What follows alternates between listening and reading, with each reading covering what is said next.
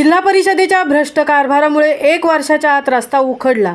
दिघोडे ते चिरनेर या मार्गाला जोडणारा मोठी जुई ते मोठे भोम हा रस्ता 1 वर्षाच्या आत उखडल्याने प्रवाशांनी उखडलेल्या खड्डेयुक्त रस्त्यातून मार्गक्रमण करावा लागत आहे।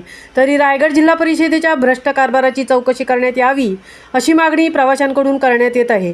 रायगड जिल्हा परिषदेच्या माध्यमातून उरण तालुक्यातील अनेक गावांमध्ये मोठ्या प्रमाणात विकासाची कामे करण्यात येत आहेत, परंतु जिल्हा परिषदेच्या भ्रष्ट कारभारामुळे आणि बांधकाम विभागाच्या अभियंत्यांच्या दुर्लक्षितपणामुळे गावागावात करण्यात येत असणारे अनेक विकास कामे ही निकृष्ट दर्जाची होताना दिसत आहेत।